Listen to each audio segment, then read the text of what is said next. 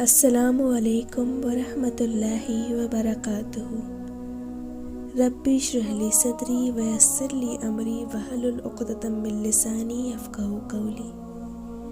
بسم اللہ الرحمن الرحیم۔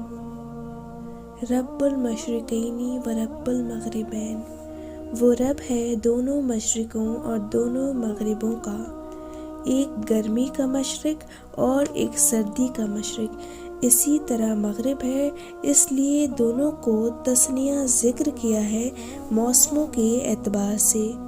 مشرق و مغرب کا مختلف ہونا، اس میں بھی انس و جن کی بہت سی مصلحتیں ہیں، اس لیے اسے بھی نعمت قرار دیا گیا ہے۔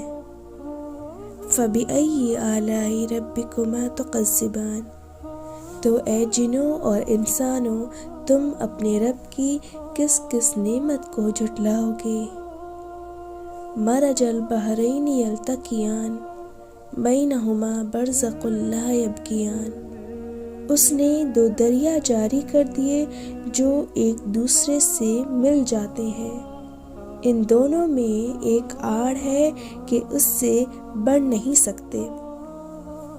دو دریاؤں سے مراد بعض کے نزدیک ان کے الگ الگ وجود ہیں، جیسے میٹھے پانی کے دریا ہیں جن سے کھیتیاں سیراب ہوتی ہیں اور انسان ان کا پانی اپنی دیگر ضروریات میں بھی استعمال کرتا ہے۔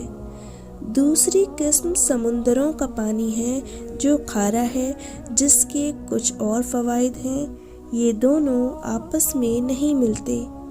بعض نے اس کا مفہوم یہ بیان کیا ہے کہ کھارے سمندروں میں ہی میٹھے پانی کی لہریں چلتی ہیں اور یہ دونوں لہریں آپس میں نہیں ملتی، بلکہ ایک دوسرے سے جدا اور ممتاز ہی رہتی ہیں۔ اس کی ایک صورت تو یہ ہے کہ اللہ تعالیٰ نے کھارے سمندروں میں ہی کئی مقامات پر میٹھے پانی کی لہریں بھی جاری کی ہوئی ہیں اور وہ کھارے پانی سے الگ ہی رہتی ہیں۔ دوسری صورت یہ بھی ہے کہ اوپر کھارا پانی ہو اور اس کی تہہ میں نیچے چشمہ آب شہریں، جیسا کہ واقعتاً بعض مقامات پر ایسا ہے۔ تیسری صورت یہ ہے کہ جن مقامات پر میٹھے پانی کے دریا کا پانی سمندر میں جا کر گرتا ہے، وہاں کئی لوگوں کا مشاہدہ ہے کہ دونوں پانی میلوں دور تک اس طرح ساتھ ساتھ چلتے ہیں کہ ایک طرف میٹھا دریائی پانی اور دوسری طرف وسیع و عریض سمندر کا کھارا پانی، ان کے درمیان اگرچہ کوئی آڑ نہیں لیکن یہ باہم نہیں ملتے، دونوں کے درمیان یہ وہ برزخ یا آڑ ہے جو اللہ نے رکھ دی ہے، دونوں اس سے تجاوز نہیں کرتے۔ فَبِأَيِّ آلَاءِ رَبِّكُمَا تُكَذِّبَانِ، بس اپنے پروردگار کی کون کون سی نعمت کو جھٹلاؤ گے؟ یخرج منہما اللؤلؤ والمرجان، ان دونوں میں سے موتی اور مونگے برآمد ہوتے ہیں، مرجان سے مراد ہے چھوٹے موتی۔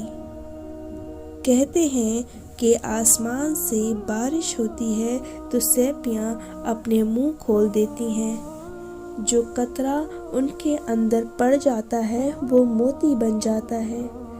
مشہور یہی ہے کہ موتی وغیرہ میٹھے پانی کے دریاؤں سے نہیں بلکہ صرف سمندروں سے ہی نکلتے ہیں، لیکن قرآن نے تثنیہ کی ضمیرہ استعمال کی ہے، جس سے معلوم ہوتا ہے کہ دونوں سے ہی موتی نکلتے ہیں۔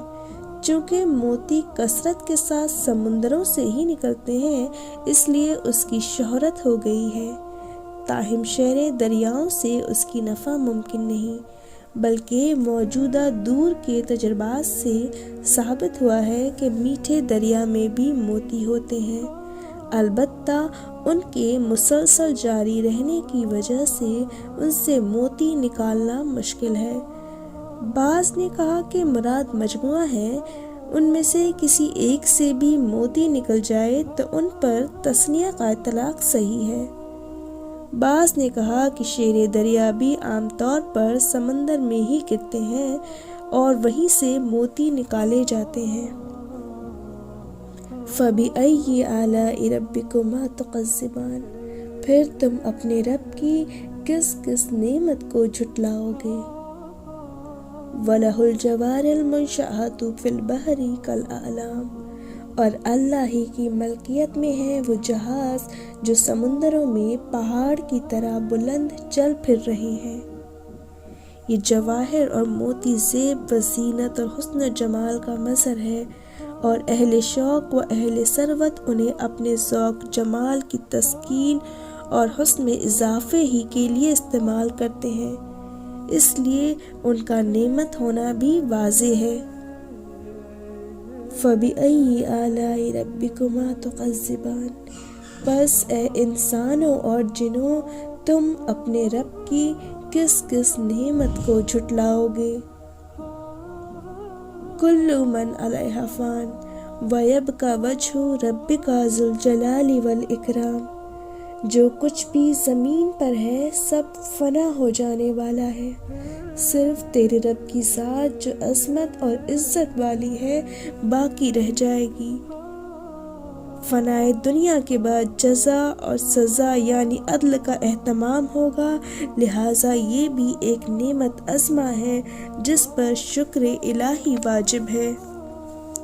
یسألہ من فی السماوات والارض کل یوم ہوا فی شان، سب آسمان و زمین والے اسی سے مانگتے ہیں، ہر روز وہ ایک شان میں ہے، یعنی سب اس کے محتاج اور اس کے در کے سوالی ہیں۔ ہر روز کا مطلب ہر وقت کے ہے، یعنی ہر وقت وہ کسی نہ کسی کام میں مصروف ہے، کسی کو بیمار کر رہا ہے تو کسی کو شفایاب، کسی کو تو امیر بنا رہا ہے تو کسی کو فقیر، کسی کو گرا سے شاہ اور کسی کو شاہ سے گرا، کسی کو بلندیوں پر فائز کر رہا ہے کسی کو پستی میں گرا رہا ہے، کسی کو ہست سے نست اور نست کو ہست کر رہا ہے، وغیرہ وغیرہ۔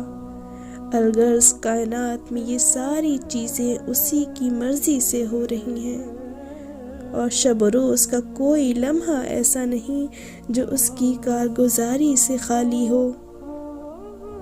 فَبِأَيِّ آلَاءِ رَبِّكُمَا تُكَذِّبَانِ، پھر تم اپنے رب کی کس کس نعمت کو جھٹلاؤ گے۔